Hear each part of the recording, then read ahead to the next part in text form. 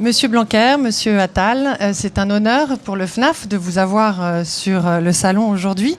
Est-ce un signe révélateur de l'engagement de l'école pour sensibiliser les jeunes au bénévolat ?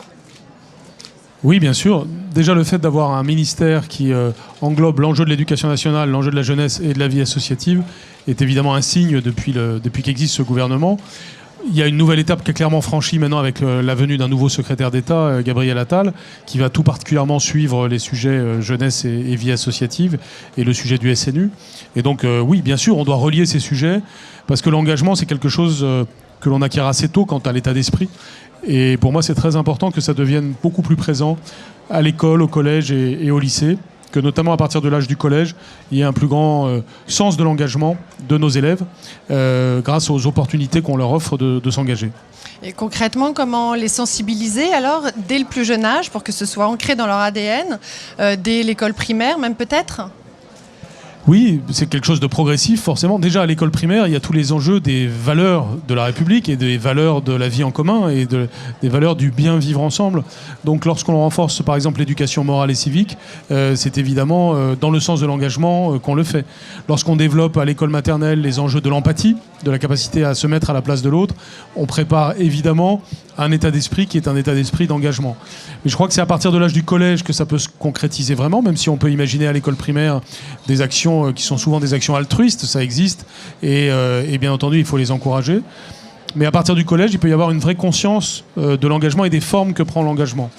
Et c'est pourquoi d'ailleurs la réforme du SNU, à laquelle on va travailler ardemment avec Gabriel Attal, est une réforme qui va envoyer un signal en amont des jeunes concernés. Autrement dit, elle va concerner des jeunes qui ont autour de 16 ans, l'âge en gros de la classe de seconde, mais il est très important que ça envoie un signal en amont vers l'âge du collège, pour que dès la 6e, on ait des réflexes en matière d'engagement, de service à la communauté, de service de l'intérêt général. Et donc c'est quelque chose qui va s'affirmer dans notre système éducatif au cours des prochaines années. La réforme du SMU, vous pouvez nous en dire quelques mots ?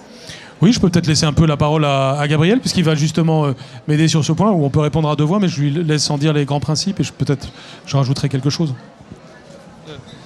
Bonjour, déjà, moi je suis très heureux d'être là, c'est mon premier déplacement depuis ma nomination, et ça tombe à pic pour échanger sur ces questions, ces questions associatives qui sont au cœur du ministère de Jean-Michel Blanquer et qui seront au cœur des missions que j'aurai à assumer dans les prochains mois et les prochaines années.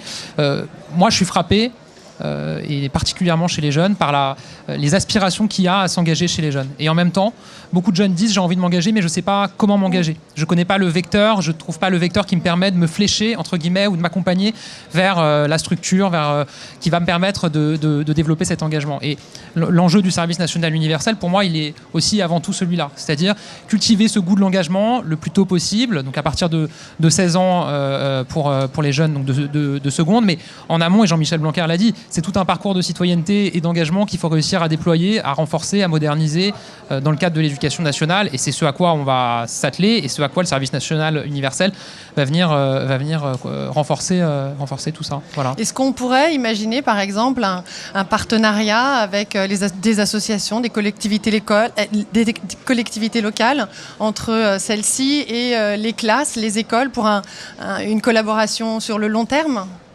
Bien sûr, mais alors il y a déjà, heureusement, des associations qui interviennent, qui sont invitées à intervenir devant les classes, sans doute pas suffisamment, et sans doute il faut développer ça, renforcer ça. Et à travers le service national universel, je pense que les associations, les collectivités auront toute leur place et tout leur rôle à jouer. Alors pour resituer peut-être, il y a un groupe de travail qui a été mis en place et qui a travaillé aux grandes orientations de cette réforme. On est dans une phase actuellement de consultation des jeunes, parce que c'est important de les consulter, de co-construire avec eux ce dispositif. Tout ça va donner lieu à des réflexions de notre part avec le ministre, et puis des annonces qui seront faites dans les prochains mois. Voilà. Le stage de 3e notamment, qu'on peut faire dorénavant au sein des associations, pas seulement dans des entreprises. Oui, le stage de 3e est un bon exemple, vous avez raison, de cet engagement qui s'affirme. Déjà parce que de toute façon, faire un stage, c'est en soi quelque chose qui qui crée une expérience d'engagement d'une manière ou d'une autre. A fortiori, si on encourage les associations à être actives en la matière. Et d'ailleurs, demain, Gabriel Attal sera amené avec Julien de Normandie et moi-même à annoncer des progrès en matière de stage de troisième, puisque vous le savez, le président de la République lui-même a encouragé un nouvel élan pour qu'il y ait des propositions plus fortes, plus nombreuses, notamment à destination des élèves qui n'ont pas un réseau familial pour trouver un stage de troisième aussi intéressant que celui des autres. Et donc on va beaucoup pousser le stage de troisième comme étant un des éléments sur un parcours qui est l'ensemble du parcours scolaire, mais un des éléments, étapes de l'engagement, y compris par le fait qu'il y aura plus de stages dans le monde associatif. Revenons peut-être sur le passé, un petit peu sur des choses déjà mises en place. Le service civique, ça fait 8 ans. Est-ce que c'est un succès? Est-ce que vous avez quelques chiffres à nous communiquer? Le service civique, c'est un très beau succès. C'est un succès d'ailleurs, il faut le noter, qui traverse plusieurs gouvernements. Nous sommes le troisième gouvernement à soutenir le service civique et c'est une très bonne chose. Il y a une continuité. Simplement, il y a un nouvel élan qui a été donné. Ça a été souhaité là aussi par le président de la République qui l'a dit dès la campagne et qui nous a fixé l'objectif d'aller vers l'horizon de 150 000 services civiques par an. Cette année, nous étions autour de 130 000. C'est déjà un progrès par rapport aux années précédentes. Et puis, le service civique va faire encore plus sens dans le paysage général que nous sommes en train de créer, puisque s'il y a un SNU dans le futur, il y aura un SNU dans le futur. Et lorsqu'il y aura un SNU, ce sera aussi un appel d'air pour le service civique, puisque certains de ceux qui feront le SNU voudront s'engager dans le service civique ultérieurement. Et la journée citoyenneté, défense et citoyenneté, pardon. Aujourd'hui, c'est donc une seule journée. Est-ce que c'est suffisant pour sensibiliser? Est-ce qu'il est envisageable d'augmenter sa durée? Alors, c'est un sujet qui est aussi relié à la question du SNU. Tu veux en dire un mot?